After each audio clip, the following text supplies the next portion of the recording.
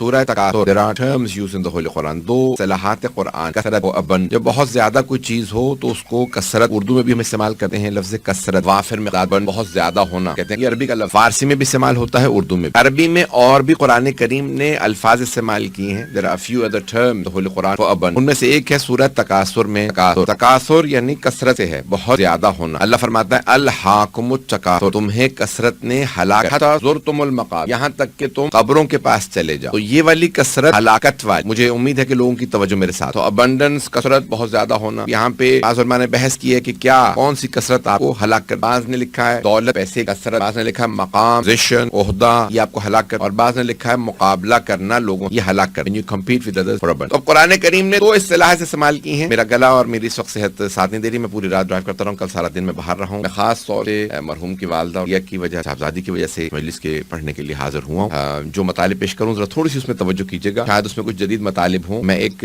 Comparison پیش کر رہا ہوں قرآن. there is a comparison that I want to draw between abundance. اگر توجہ کریں, اللہ قرآن میں تکاثر سورہ تکاثر کے اندر کثرت کو پیش کرتا ہے, اور دوسرے مقام پہ ایک اور کثرت کو اللہ نے پیش, وہ ہے کثرت سورہ کوثر میں انا اعطیناک الکوثر, بے شک ہم نے آپ کو خیر کثیر عطا کیا. کوثر کو لکھا گیا ہے خیر کثیر. خیر in Arabic there are two terms good and evil, خیر اور شر. خیر کثیر کو فخر الدین رازی لکھا ہے کہ کوثر کہ. اللہ فرما رہا ہے اے میرے حبیب ہم نے آپ کو کوثر عطا, گڈنس خیر جو دی ہے وہ ابنڈنس میں دی ہے, بہت زیادہ. تو دو کثرتیں قرآن نے ذکر, ایک تکاثر والی دوسری کوثر والی. مجھے نہیں معلوم اب تک مجمع میرے ساتھ ہے یا نہیں. تو اللہ نے کثرتیں ابنڈنس ذکر, ایک تکاثر دوسرا کوثر. تکاثر میں ہلاکت ہے, کوثر میں شفاعت ہے. میں سادہ سی مثال دے دیتا ہوں. مکے میں پیسے والے بہت تھے, لیکن جب اللہ کی نظر رکی تو حضرت خدیجہ کی دولت, اللہ نے کہا میرے حبیب کے میرے دین کے جو دولت کام آئے گی وہ سب کی دولت کام نہیں آئے گی, صرف خدیجہ کی دولت کام آئے. باقی سارے مکے کے پیسے والے تکاثر والے تھے, جناب خدیجہ کوثر والے. یہ جو میں نے پہلا کال پیش کیا تھا تفہیم القرآن سے,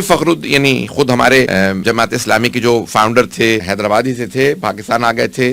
وہابیت کو پاکستان میں ترویج کرنے میں کافی ان کا کنٹریبیوشن رہا ہے. ابو العلا مودودی نام سن رکھا ہوگا, بہت بڑے مفسر قرآن بھی رہے ہیں, 8 جلدوں پہ تفسیر ہے ان کی. میں نے دونوں جگہ پہ آپ کو اہل سنت کا قول دیا, کوئی یہ نہ کہے کہ مولانا تعصب سے مجلس پڑھ رہے ہیں, ایک طرفہ شیعوں کی طرح بات کرتے چلے جا رہے ہیں. جہاں تک بات جائے گی بڑی ذمہ داری سے پیش کر رہا ہوں. تفہیم القرآن میں سید ابو العلا مودودی نے لکھا کثرت تکاثر یعنی ہلاکت والے, 3 چیزوں سے ہلاکت ہو جاتی ہے. تو انہوں نے پہلا کہا دولت. میں تینوں کی مثال پیش کر رہا ہوں اگر مجمع میرے ساتھ رہے. تو پہلا دولت سے, دوسرا عہدہ پوزیشن پاور, اور تیسرا کہ انسان جب کمپٹیشن میں آ جاتا ہے اس کے اندر انٹلیکچوئل بھی کمپٹیشن ہو سکتا ہے, کوئی بھی کمپٹیشن ہو سکتا ہے. تو آئیے ذرا پہلا دولت کی میں نے مثال دے دی. مکے میں دولت میں نے نام نہیں لیا تو پریشان کیوں ہو رہے ہیں. مکے میں پیسے والے بہت تھے, لیکن اللہ نے سارے پیسے والوں کو دیکھا, نظر رکی تو حضرت خدیجہ پہ. مکے میں بڑے بڑے ٹرائبل لیڈرز موجود تھے, صدر سے زیادہ, بعض نے دیکھا 40 یا سے زیادہ قبیلے تھے. There were more than 40 tribes in and around Mecca in the time of the Holy Prophet. 40 سے زیادہ قبیلے تھے, ہر قبیلے کا ایک سردار. اللہ نے تمام سرداروں کو دیکھا, اس کی نظر رکی تو حضرت ابو طالب پہ.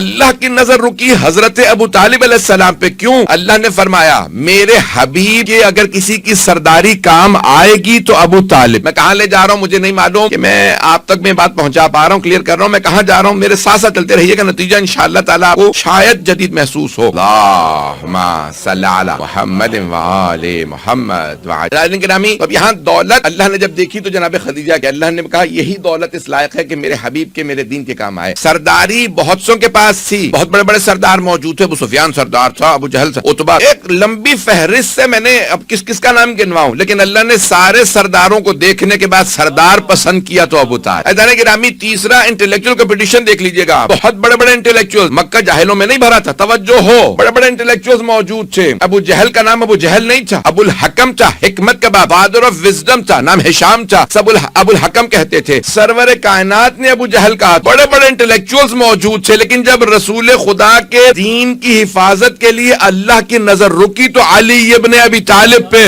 اللہ کو کوئی انٹلیکچوئل پسند نہیں آیا سوائے علی علیہ السلام کے. اب اللہ نے دولت جناب خدیجہ کی چنی, سرداری جناب ابو طالب کی, وزڈم اور دانائی جناب امیر المؤمنین کی. آئیے ذرا تھوڑی سی توجہ کر لیجیے گا. کیوں؟ باقی سارے مکے میں ان صفات کو لے کے تکاثر والے تھے, اور یہ ہستیاں کوثر والی. عزیزان گرامی تکاثر میں ہلاکت ہے, کوثر میں شفاعت ہے. یہ شفاعت والے ہیں, باقی ہلاکت والے ہیں. یہاں تک کہ چھٹے میں فرماتے ہیں روز قیامت اگر حضرت ابو طالب اور حضرت خدیجہ صرف 2 ہستیاں کھڑی ہو جائیں گی, مشرق سے لے کے مغرب تک تک لوگ ہوں گے سب کی شفاعت کر دیں گے، ان کا حق شفاعت ختم نہیں ہوگا، ان کا حق شفاعت ختم نہیں ہوگا، اتنا حق شفاعت اللہ انہیں دے گا۔ عزیزان گرامی، ان کے پاس حق شفاعت کیوں؟ کیونکہ انہوں نے اپنی ہر چیز دین پہ قربان، انہوں نے ہر دین سے وابستہ رکھی۔ اگر آج دیکھنا چاہیں کون تکاثر والا ہے اور کون کوثر والا ہے، میں جملے کو پیش کر رہا ہوں، اگر آپ کی دولت آپ کو دین سے قریب لا رہی ہے تو آپ کی دولت کوثر والی ہے، اور اگر آپ کی دولت آپ کو دین سے دور لے جا رہی ہے تو تکاثر والی۔ اگر آپ کا عہدہ، منصب، پوزیشن، کرسی آپ کو اہل بیت سے قریب کر رہی ہے تو یہی آپ کی پوزیشن کوثر والی ہے، اہل بیت سے دور کر رہی ہے تو تکاثر والی۔ اگر آپ کا انٹلیکٹ، آپ کی وزڈم آپ کو محمد و آل محمد سے قریب کر رہی ہے تو کوثر والی ہے، اور اگر دور کر رہی ہے تو تکاثر والی ہے۔ عزیزان گرامی، بڑے بڑے افراد تاریخ میں گزرے ہیں جن کو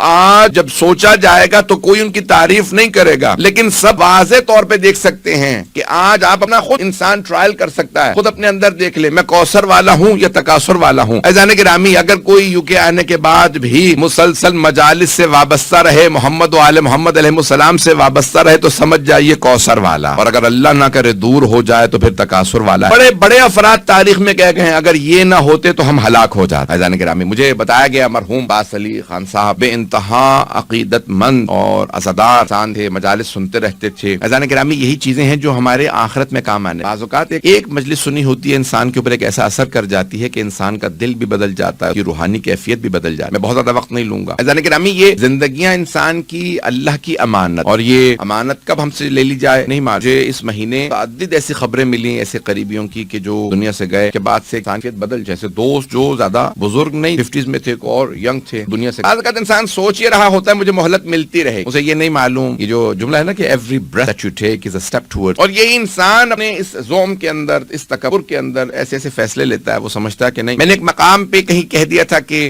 نتنیاہو کے لیے کہ بھئی ہیومن اینیمل، میں اس کے لیے بہت معذرت چاہتا ہوں کہ بعض اوقات جانوروں سے بھی کمپیئر کرنا جانوروں کی توہین میں۔ کبھی کوئی آپ کو کروکوڈائل یا کوئی وولف یا کوئی ایسا جانور نہیں ملے گا کہ جو 16,000 بچوں کو مار کے پھینک، کبھی کوئی ایسا جانور۔ بھیڑیا بھی صرف ایک جانور شکار کرتا ہے، کیوں؟ کیونکہ اس نے اس ایک جانور ہی کو کھانا۔ یہ انسان ہے جو سمجھتا ہے کہ میں پاور میں آ گیا ہوں تو اب میرے پاس پوری دنیا کی پاور ہے، میں جو چاہوں کر سکوں۔ کیوں؟ کیونکہ یہ پاور جو ہے وہ اس کے لیے تکاثر والی ہے، کوثر والی نہیں۔ میں جانتا ہوں میں ڈسٹربنگ باتیں کہہ رہا ہوں، بہت سخت باتیں کہہ رہا ہوں۔ عزیزان گرامی، یہ انسان خود اپنے آپ کو اینالائز کر سکتا ہے۔ مولا امیر الاسلام کی بہت بڑی حدیث ہے، مولا فرماتے ہیں حاسبوا قبل ان تحاسبوا، حاسبوا قبل، اپنا خود حساب کرو اس سے پہلے کہ تمہارا حساب کیا جائے۔ Hold yourself accountable before you are held accountable and you can۔ انسان اپنا خود محاسبہ کر سکتا ہے۔ عزیزان گرامی، بعض اوقات جب انسان چلا جائے نا تو پھر مولا امیر الاسلام فرماتے ہیں لوگوں میں ایسے رہو کہ جب تک رہو تو لوگ کہیں ملنے کے مشتاق ہیں، کب ملاقات، اور جب چلے جاؤ تو کہیں انا للہ و انا الیہ راجعون۔ آج ہم ایک ایسے شخص کی مجلس میں آئے ہیں کہ اتنے شارٹ نوٹس پہ اتنے افراد کا آ جانا، اور جس طرح سے ایک مجلس کا ایک ماحول ہے وہ بتاتا ہے نا کہ انسان کی اپنی ایمان کی اور روحانی کیفیت پتہ چل، انسان اپنے آپ کو خود انالائز کر سکتا ہے وہ کتنا آل محمد علیہ السلام سے قریب۔ یہ جو افراد ہیں، اور عزیزان گرامی، یہ انسان کا کسی کے لیے غم کرنا، پوچھا کسی سے، بعض اوقات صبح اٹھتا ہوں، صبح اٹھتے ہی غم محسوس ہو رہا ہو، wake up in the morning and you are upset, you don't have any reason to be upset۔ اور بعض کا انسان صبح اٹھتا ہے، صبح اٹھتے ہی خوشی ہوتی ہے۔ امام سے کسی نے پوچھا کہ مولا کافی کی ظاہر ہے، صبح اٹھتے ہی مجھے بعض اوقات خوشی محسوس ہو رہی تھی، کچھ بھی نہیں ہوتا، غم بے انتہا غمگین ہوتا ہوں۔ مولا نے کہا یہ تمہارے حقیقی شیعہ ہونے کی علامت۔ مولا کیوں؟ کہ جب تمہارے مولا خوش ہوتے ہیں تو تم پہ وہ روحانی کیفیت آتی، اور اگر مولا کسی وجہ سے غمگین ہو تو تم پہ مولا کے غم کا اثر ہو۔ میرے جملے پہنچ، بہت زیادہ وقت نہیں لوں گا، میرا آپ سے بات مغرب سے پہلے مجھے مکمل کرنا ہے۔ بعض اوقات امام علیہ السلام غم میں، اگر آپ حقیقی معنی میں شیعہ ہیں تو امام کا غم آپ کے دل پہ اثر، اور اگر امام خوش ہیں تو وہ آپ کے دل پہ اثر، امام کی خوشی۔ ایک مومن اگر کہیں اذیت میں ہو، دیکھیں یہ جو حدیث ہے کہ مومن ایک ہی جسم کے اعضاء کے مانند، کل جسد الواحدیث جو ہے رسول خدا ایک جسد کی طرح، ایک جسم، لائک ون باڈی۔ ابھی اگر میرے ہاتھ میں درد ہو تو یہ نہیں ہوتا کہ میں کہوں ہاتھ میں درد ہے مجھے، یعنی ایک کو تکلیف ہوگی دوسرا اس درد کو محسوس کرے، جو اپنے درد کو محسوس کرے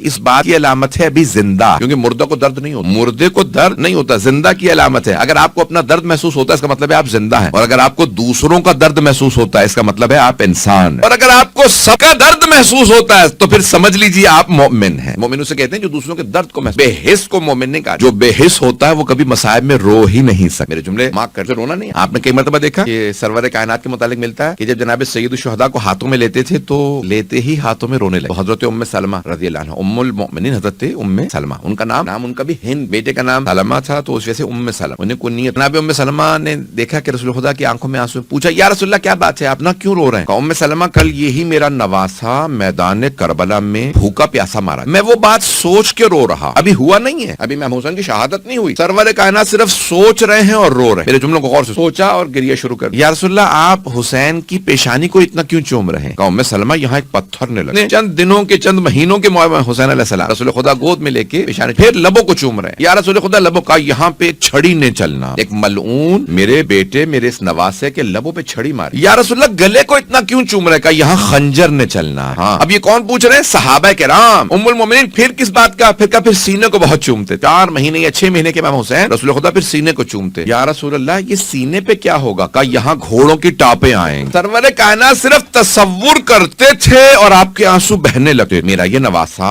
بڑی مظلومیت کے عالم میں مارا. ہاتھوں کو چومتے, گلے کو چومتے, بہت چومتے, یہاں تک کہ ملتا ہے کہ جناب ام سلمہ بھی اسی طرح سے چومنے لگے. اور کیا کہ بہانے سے آتی جناب سیدہ کے گھر, بی بی آپ چکی چلا رہی ہیں تو حسین کو میں کھلا لوں. یعنی کیوں؟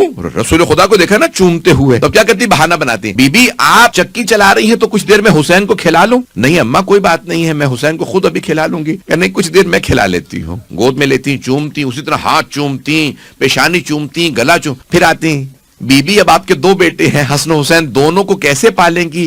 اگر زحمت نہ ہو تو حسین کو میں پال لیتی ہوں. نہیں اماں کوئی بات نہیں. جناب ام سلمہ بہانے سے جناب امام حسین کو لے جاتے. کیوں؟ انہوں نے آنکھوں سے دیکھا تھا رسول خدا چومتے ہیں, پیار کرتے ہیں اتنا. اگر میں بھی تو مصائب پہ نہیں آیا تھا, آنکھوں میں آنسو, اگر دیکھ سکے تو دیکھیے گا میری طرف, اگر نہیں دیکھ سکتے تو آنکھیں بند کر کے ذرا چلیے گا مدینے. اب امام حسین کچھ بڑے ہونے لگے. جناب ام سلمہ بیوہ تھی, جوان نہیں تھی. جب ان کی رسول خدا سے شادی ہوئی وہ جوان نہیں تھی, بیوہ تھی, اپنے بچوں کو ساتھ لائی تھی. اب جناب ام سلمہ بوڑھی ہوتی گئی, امام حسین جوان ہو گئے. صحابہ کہتے ہیں ہم دیکھتے تھے جناب ام سلمہ کے ہاتھ میں عصا پھر بھی آتی, حسین ذرا ہاتھ بڑھائیے, ہاتھوں کو چومتی. حسین ذرا نیچے جھک جائے, امام حسین کا قد بڑا تھا, حسین ذرا جھک جائیے, اپنا گریبان چاک کیجیے, گلا چومتی. صحابہ نے پوچھا ام المومنین اتنا کیوں چومتی ہیں؟ کہا میں نے آنکھوں سے رسول خدا کو حسین کے بوسے دیتے دیکھا ہے, میں نے خود دیکھا رسول خدا گلا چومتے تھے, ہاتھوں کو چومتے, پیشانی کو چومتے, بہت پیار کرتے. مولا حسین جب کربلا جا رہے تھے نا تو اس وقت جانتے ہیں کیا ایج تھی؟ 57 برس, 57 کا آدمی جوان نہیں ہوتا. اب سوچے جناب ام سلمہ کتنی بزرگ ہوں گی. صرف ایک نانی زندہ تھی, ایک ام المومنین. کون؟ حضرت ام سلمہ. جب مولا حسین کربلا جا رہے تھے, جناب ام سلمہ کی آنکھوں میں موتیا اتر آیا تھا, یعنی ان کی بینائی, ان کو چیزیں نظر نہیں, کمر جھک چکی تھی, بہت بوڑھی, ہاتھ میں عصا. جب آواز سنی نا حسین نانا کے روزے پہ رو رہے ہیں, فوراً ہاتھ میں عصا لیا, ذہن میں نکلا میرا لال حسین آیا. ہاں نانی اما میں نانا سے ودا کرنے آیا تھا. بیٹا ودا کیوں کرنے آئے ہیں؟ آپ کہاں جا رہے ہیں؟ نانی اما میں کربلا جا رہا. بس کربلا کا نام آنا تھا, جناب ام سلمہ اونچی اونچی رونے لگی. بیٹا کربلا نہ جائیے گا. نانی اما کیوں نہ جاؤں؟ کہ آپ کے نانا نے فرمایا تھا میرا حسین کربلا میں مارا جائے گا. جیسے ہی فرمایا نا کہ میں کربلا جا رہا ہوں, جناب ام سلمہ نے ایک مرتبہ کہا بیٹا کربلا نہ جائیے گا. نانی اما وہ وقت قریب آ گیا ہے, میری شہادت کا وقت آ گیا. جناب ام سلمہ اونچی اونچی رونے لگی. بیٹا اتنی جلدی آپ کی شہادت کا وقت آ گیا؟ کہا نانی اما میں کربلا جا رہا ہوں. کہا بیٹا پھر بہنوں کو ساتھ کیوں لے